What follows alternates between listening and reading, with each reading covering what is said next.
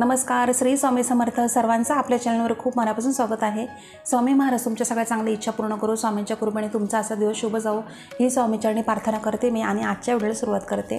तर आजच्या व्हिडिओमध्ये आपण अतिशय खूप सुंदर आणि महत्त्वाची माहिती बघणार आहोत. तर आता येत्या 31 मार्चला आहे स्वामी प्रकट दिन. 31 मार्च 2025 वार आहे सोमवार. या दिवशी आहे स्वामी प्रकट दिन आणि आपण सगळे सेवेकरी, असंख्य सेवेकरी आपण आपले स्वामी समर्थ महाराजांची यथाशक्तीनुसार आपण सेवा करत आहोत.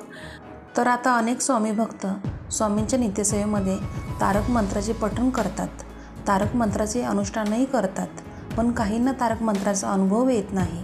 आपण करत असलेल्या काही चुकांमुळे आपल्याला त्याचा अनुभव येत नाही. तर अशा कोणत्या चुका असू शकतात याविषयीच आपण आजच्या व्हिडिओमध्ये माहिती जाणून घेणार आहोत. त्यामुळे तुम्ही संपूर्ण व्हिडिओ अवश्य बघा आणि नवीन असाल, तुम्ही पहिल्यांदा आपले व्हिडिओ पाहत असाल तर आपल्या चॅनलला सबस्क्राईब नक्की करा, जेणेकरून आपले दररोजचे जे नवीन व्हिडिओ येतील ते सर्वात आधी तुमच्यापर्यंत पोहोचतील. तर आता तारक मंत्र हा स्वामींचा अतिशय प्रभावी मंत्र आहे. तारक म्हणजे तारणारा, सर्व संकटांपासून आपल्याला तारून नेणारा. स्वामींची नित्यसेवा म्हणून आपण तारक मंत्राचे रोजच्या रोज पठण करावे. जर तुमचे कोणते काम अडून राहिले असेल आणि बऱ्याच दिवसांपासून एखादी इच्छा तुमची पूर्ण होत नसेल, तर अशा वेळेला तुम्ही तारक मंत्राचे अनुष्ठान नक्की केलेच पाहिजे. तारक मंत्राचे 11 दिवसाचे किंवा 21 दिवसांचे किंवा 7 दिवसाचे अनुष्ठान आपण करत असतो. तारक मंत्र तुम्ही नित्यसेवेमध्ये सुद्धा म्हणू शकता किंवा तारक मंत्राचे अनुष्ठान तुम्ही करू शकता, पण आपल्याला काही नियमाचे पालन करणे आवश्यक आहे. तर आता बघूया की आपण कोणत्या नियमाचे पालन केले पाहिजे आणि कोणत्या चुका आपण टाळल्या पाहिजेत. जेव्हा आपण नित्यसेवा करतो तेव्हा आपल्याला कोणताही संकल्प करण्याची गरज नसते, पण आपण एखादे अनुष्ठान करतो किंवा आपण पारायण करतो तेव्हा आपल्याला संकल्प करावा लागतो. जर तुम्ही तारक मंत्राचे अनुष्ठान करत असाल तर तुम्हाला संकल्प घेणे आवश्यक आहे. संकल्प करताना कधीही मी अखंड सेवा करणार आहे असे आपण बोलू नये, कारण मासिक धर्म आपला असतो, मध्येच सुताक असतं, विटाळ असतं, अचानक आपल्याला कुठे बाहेर जावं लागतं. अशा या प्रवासामुळे आपल्याला सेवेमध्ये अडथळा येऊ शकतो. त्यामुळे मी यथाशक्ती यथाकालीन सेवा करणार असे बोलावे. हे अनुष्ठान करताना आपल्याला संकल्प सोडताना आपण किती दिवस कोणत्या कामासाठी आणि किती वेळा तारक मंत्राचे पठण करणार आहोत हे बोलायचे आहे. तारक मंत्र शक्यतो देवघरासमोरच बसून तुम्ही बोलायचं आहे, स्वामींच्या समोरच बसून पठण करावा. पण जर तसे करणे शक्य नसेल अशा वेळेस तुम्ही काय करावं, तर घरामध्येच तुम्ही इतर कुठेही स्वच्छ जागी बसून याचे पठण करू शकता. तारक मंत्राचे पठण करताना, अनुष्ठान करताना किंवा इतर कोणतीही सेवा करताना आपण आसन घेऊनच बसावे. जर तुम्हाला जमिनीवर मांडी घालून बसणे शक्य नसल्यास तुम्ही खुर्चीवर किंवा सोफ्यावर आसन घेऊनच बसावे आणि मग आपली सेवा करावी. तारक मंत्राचे अनुष्ठान करताना शक्यतो 11 वेळा किंवा 21 वेळा तरी आपण तारक मंत्राचे पठण करावे. आणि जर तुम्ही नित्यसेवेमध्ये पठण करत असाल तर तुमच्याकडे तितका वेळ नसेल तर तुम्ही 1 वेळा किंवा 3 वेळा किंवा 5 वेळा किंवा 7ही वेळा तुम्ही पठण करू शकता तारक मंत्र. जर तुम्हाला अधिक चांगले परिणाम हवे असतील तर तुम्ही नित्यसेवेमध्ये सुद्धा कमीत कमी दररोज 11 वेळा तरी तारक मंत्राचे पठण करण्याचा प्रयत्न करावा, जेणेकरून मंत्राची ऊर्जा वाढेल आणि ही ऊर्जा आपल्यालाही प्राप्त होईल. तारक मंत्र हा लक्षपूर्वक एकाग्र चित्ताने पठण करावा. घाईघाईमध्ये पठण करू नये. जर तारक मंत्र तुम्हाला पाठ नसेल तर गुगलवरून सुद्धा त्याची प्रिंट तुम्ही काढू शकता आणि त्याच्यामध्ये बघून म्हणावा. तारक मंत्र हा खूप साधा सोपा मंत्र आहे. हा मराठीतच असल्यामुळे वाचायलाही आपल्याला सहज जमते. यामध्ये कोणतेही अवघड शब्द नाहीत. तारक मंत्राचा अर्थ समजून घ्यावा आणि मग मंत्र पठण करावा. याने आपले मन एकाग्र होण्यास मदत होते. आपले उच्चारही स्पष्ट असावेत, स्वतःला ऐकू जाईल एवढ्या मोठ्या आवाजामध्ये आपण तारक मंत्राचे पठण करावे. तीर्थ बनवताना एखाद्या पेल्यामध्ये किंवा ग्लासमध्ये स्वच्छ पिण्याचे पाणी घ्यावे आणि हा पेला घेऊन बसावा. देवासमोर, स्वामींसमोर 2 अगरबत्ती किंवा एक अगरबत्ती लावावी. आपला उजवा हात पेल्यावर ठेवावा आणि तारक मंत्र म्हणण्यास सुरुवात करावी. काही लोक हे तारक मंत्राचे नुसते पठण करतात, तर काही जण हे तीर्थही बनवतात. तारक मंत्राचे पठण करताना आपण जितक्या वेळा तारक मंत्र म्हणणार आहोत तितक्या वेळा आपण पठण पूर्ण होईपर्यंत आपला हात पेल्यावरून काढू नये. तारक मंत्राचे पठण करत असताना मध्येच उठू नये, कोणाशी मध्येच बोलू नये आणि आपला मोबाईलसुद्धा बघू नये, बंद ठेवावा. फक्त सेवा करावी मनापासून श्रद्धेने. घरामध्ये तसे इतर लोकांनाही सांगून ठेवावे. नित्यसेवेमध्ये किंवा अनुष्ठान करताना जितक्या वेळा तुम्ही तारक मंत्र पठण करणार आहात तितक्या वेळा तुम्हाला तारक मंत्र हा एका बैठकीतच पूर्ण करून घ्यायचा आहे. सकाळी अर्धा, संध्याकाळी अर्धा असे करू नये.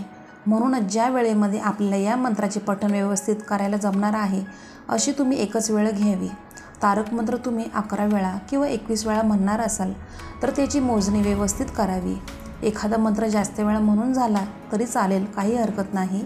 पण आपण संकल्पयुक्त सेवा जर करणार आहोत तर अशा वेळेला तुम्हाला म्हणजे कमी काउंट होता कामा नये. यासाठी तुम्ही जितक्या वेळा तारक मंत्राचे पठण करणार आहात तितके तुम्हाला शेंगदाणे घ्यायचे आहेत किंवा तुम्ही कॉईन घ्यायचं आहे, म्हणजे ते घेऊनच बसायचं आहे तुम्हाला.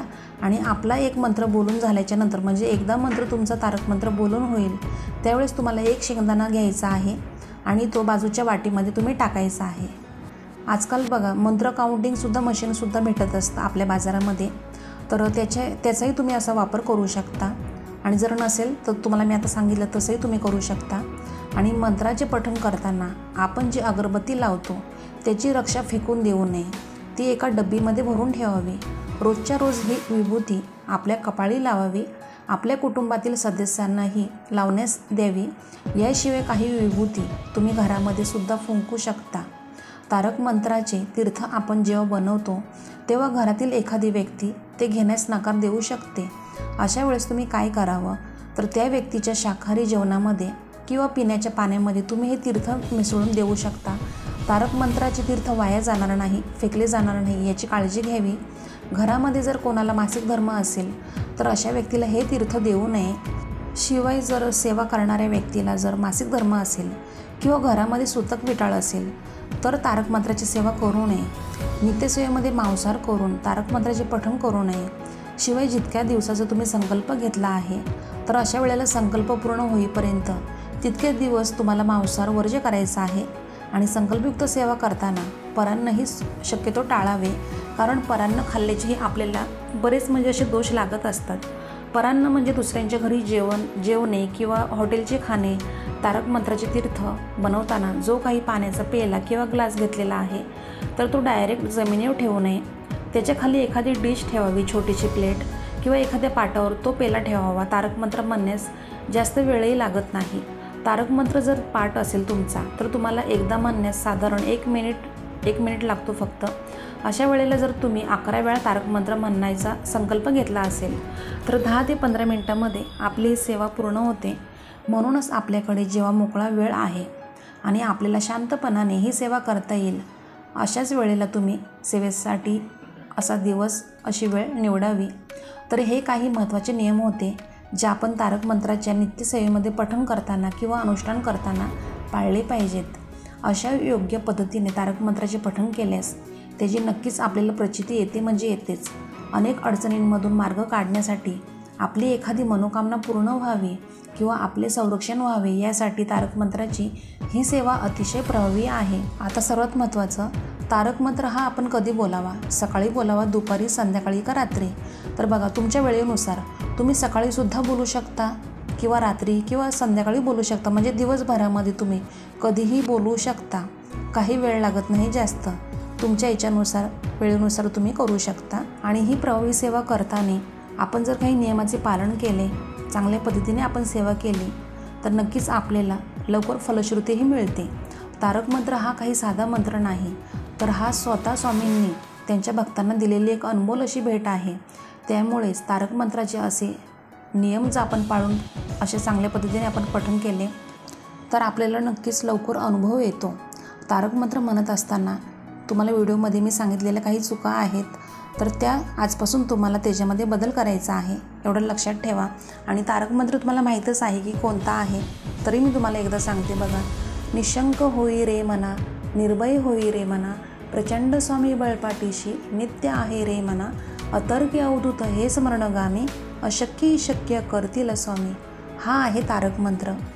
म्हणजे अजून आहे त्याच्या पुढे. हा जो तारक मंत्र आहे तर मी तुम्हाला हा डिस्क्रिप्शन बॉक्समध्ये लिहून देते, तुम्ही चेक करा नंतर. तर आता तुम्हाला समजलं असेल की आपल्याला स्वामी प्रकट दिनापर्यंत अशी महत्त्वाची कोणती प्रभावी सेवा करायची आहे. आणि तारक मंत्र हा साधासुद्धा मंत्र नसून खूप प्रभावी आहे.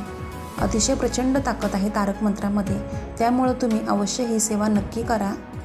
आणि जरी तुमची काही शंका असेल, तुमचे काही प्रश्न असेल तर आपल्या व्हिडिओच्या कमेंट बॉक्समध्ये कमेंट नक्की करा, मी रिप्लाय देईल. तर चला आजच्यासाठी फक्त इतकंच. तर तुम्हाला आजचा व्हिडिओ आवडला असेल तर आपल्या व्हिडिओला लाईक करा, शेअर करा, सबस्क्राईब करा आणि कमेंट करायला विसरू नका. तर आपण दररोज अशाच नवीन व्हिडिओमध्ये भेटत जाऊ. तर आजचा व्हिडिओ मी आपल्या स्वामी समर्थ महाराजांनी रुजू करते आणि इथंच थांबते. धन्यवाद.